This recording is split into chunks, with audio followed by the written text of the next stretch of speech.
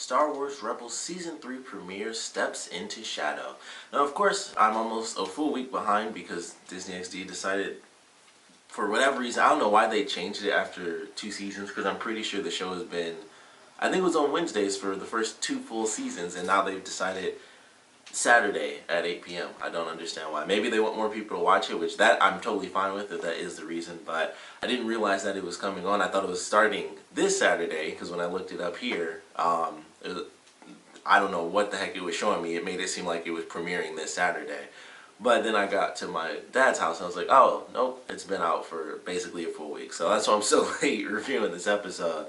But I enjoyed it. I thought it was a cool premiere. It wasn't super crazy epic or anything, but it's kind of hard to beat the Season 2 premiere when you throw in Darth Vader at the end. It's a little hard to get cooler than that unless they started with, like if maybe this next episode coming up was the premiere, the thing with Darth Maul and everything, maybe it could have been an epic premiere, because it seems like that's going to be, like Kanan almost dying and stuff, and of course they're fighting against Darth Maul and, stuff like that. Maybe it could have been super epic, but I like what we got to see because they show that there's been a huge difference. There's been a bit of a time skip. Of course the characters look different. Kanan has like the full beard and stuff. He's officially blind. We even see him without the thing, because I was curious if we'd ever actually see him without the sort of face helmet, and we do actually get to see that in this premiere. Of course, Ezra's cut his hair and stuff. He looks taller to me. Maybe it's just because he cut his hair, he just looks different. But I'm pretty sure they made him a bit taller. He has like the sort of, it's almost like orange and beige, I guess, sort of jacket. So he has like a new sort of look in general. That's kind of like his new costume. Of course, Sabine changed her hair this season as well. But I like what we've been seeing, or what we got to see in this, and they show how there's been such a change since the Season 2 finale. And they don't specify how much time has passed, but it seems like a lot based on Ezra actually being able to go on missions as, kind of the leader of the missions. And that really surprised me. And, they start off that way, and it continues that way through the episode, and he even gets a promotion, basically in the beginning, right after they finish the first mission. And I was like, that's very interesting. I never honestly would have expected him to be able to take command or, have that sort of position.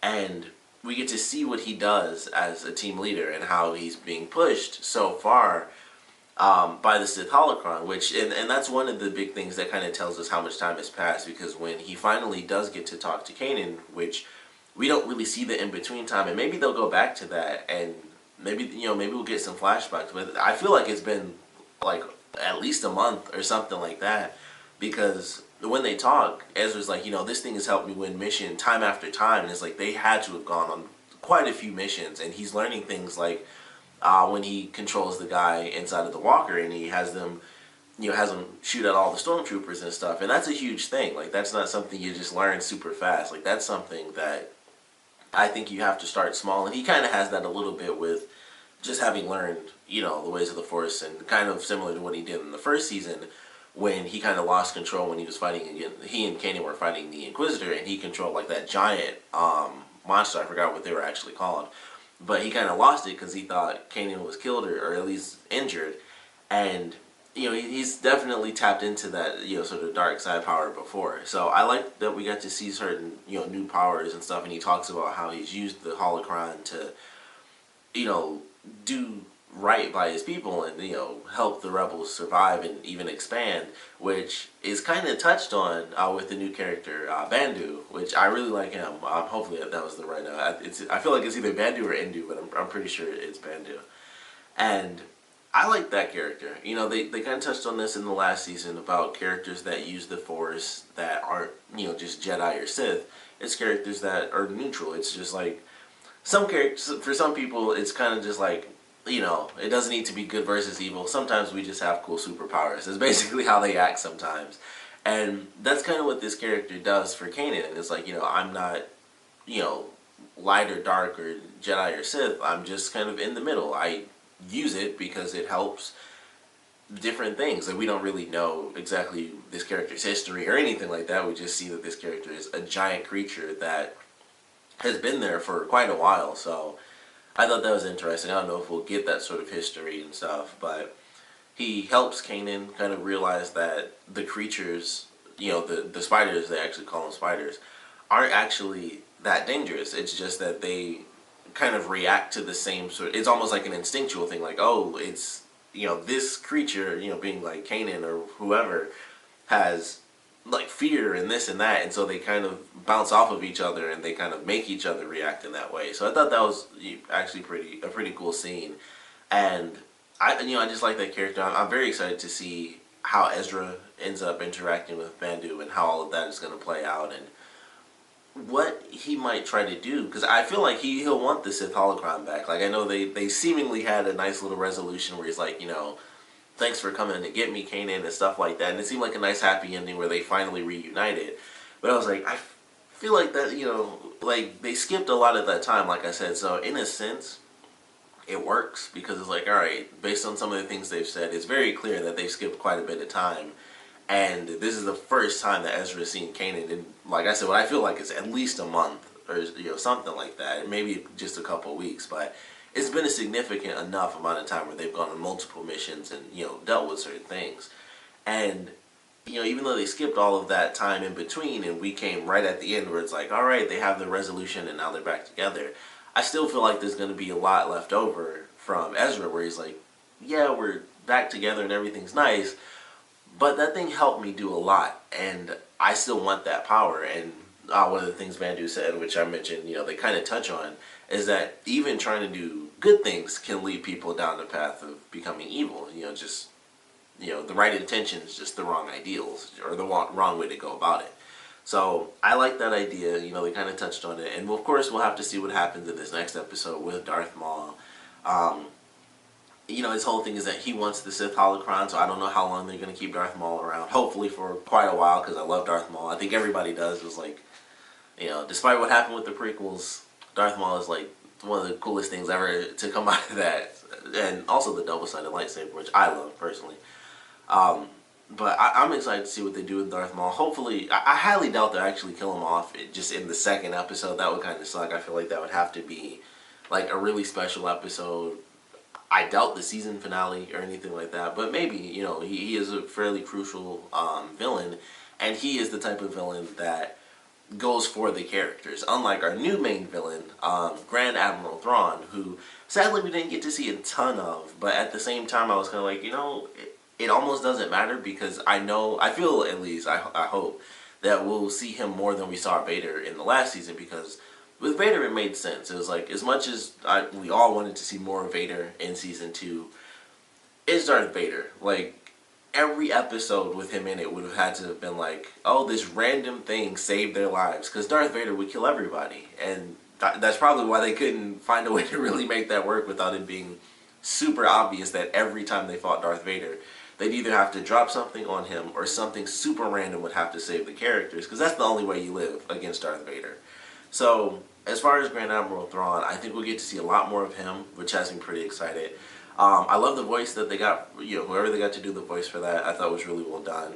I like the way they did the character. Insanely creepy. He was kind of creeping me out. He was like a genius stalker, which is like the worst thing you could imagine. And, he's so smart that, that's the character, which I love. And I like smart villains like that, where they're really calm. That always makes them, creepier to me, where they're super calm, but they're saying like the craziest, most genius stuff. And he was putting everything together, and he's like, they rescued Hondo. They got Hondo, so that was a cool little, it's nice to see him again. But I was like, oh, they rescued him, and this happens to be his partner, and there was also an attack right here, which these two things seem totally separate, but this location where the attack happened is like one jump over from where Hondo's former cellmate used to work, and I'm pretty sure they're going to do this, to do this, to do this. And I'm like, that's insane, but it's amazing. Like, I love, they put it out there for characters that, for people that don't know his character. It was there, just that one moment, I was like, this is exactly who he is, and that it was like the perfect way to show this is why he's such a great character, and why he's so important and such a big deal to have in the show for this season, or to have in the show in general, especially after the whole getting rid of the extended universe thing. So I love that one scene in itself was really great. And even the ending, he's like, let them go because, and they talk about this kind of at the beginning and the end. He sees the bigger picture. He's a big picture sort of guy. Everyone's kind of like, we're letting him go and like, we're going to do this and do that. And it's like, he sees the big picture.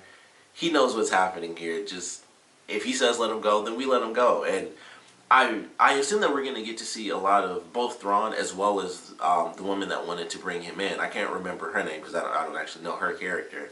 But I like her because I feel like the two of them might work together really well. And he's the one who'll have, like, you know, of course he's the big picture guy. But I feel like she'll be in there a lot as well. I think she'll be kind of one of the new generals that we really get to learn about. And, you know, I don't know if she's actually in the extended universe because I don't really know anything about that. I just know kind of some of the big stuff in the extended universe. So I don't know if she's always kind of attached to Thrawn's stories. Like, she's the one who wants to bring him in to make things work.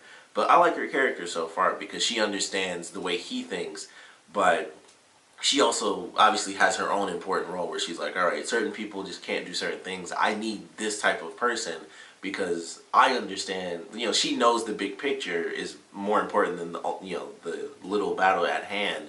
But she knows that she's not 100% capable of figuring out exactly what the big picture is. But she's smarter than, you know, it's like it's Thrawn who knows basically everything. He's almost just like, I got it, this is what's happening. And then she's like right under him because she understands that there's a bigger picture out there. And everyone else is so focused on the battle at hand that the two of them seem very distant from everyone else. So I'm kind of excited to learn more about her character as well. And of course to just see more of Thrawn, which I'm, you know, like I said, with the Darth Vader thing, it's much harder to do that because Darth Vader also, aside from just being super powerful, he does actually go for people. It's like Darth Maul, like, you know, they use lightsabers and stuff. They aren't commanders who stay in the ships. They actually go into battle. I don't know how often Thrawn goes into battle. Like, I don't know that much about his character. But I assume, based on his position, he stays on the ship like most people. He's just way cooler because he understands exactly what's happening. He figures out what the, you know, what the other side is doing. So I think we'll get to see a ton of him compared to what they did with Vader because he won't be going after them every single time. So it makes it much easier. It's like, all right, we can show him almost, they could show him literally every episode because he'll never actually go to fight them. It's not like sending Darth Maul in or sending, especially Vader, who, like I said, he just, it wouldn't make any sense if he didn't end up killing somebody if he was in like every episode. So I'm hoping that we do get to see a lot more of him than we did of Vader in the last season. But I like what we got to see in this first episode. I like the dynamics that they've had for the characters with the way things have changed. I'm very excited to see, of course, the big thing is what's going to happen with Ezra in this season. I know the Sith Holocron is going to play a big part in that. You know, of course, they have Darth Maul in this next episode coming up. But I don't know. I feel like they'll beat him and still have the Sith Holocron. He'll still survive, so he'll be able to come back later in the season. And they'll have to figure out what they can do to keep Ezra from basically succumbing to the darkness and trying to constantly get the Holocron back, even from people that he cares about. You know, if he keeps going down that path, he'll lose it and just start attacking people. And I feel like they might do that maybe closer towards the end. And that might, who knows, that might be how they end out the season, where he just goes nuts and steals the Holocron and takes off. But I'm excited to see where they take this season. They do mention Ahsoka in this. They don't say officially whether or not she died. I assume they just believe that she did because it was like, oh, well, she's fighting Darth Vader. This whole thing's about to blow up, and they took off, and, you know, everything exploded. So they just assume that she's dead, I'm guessing.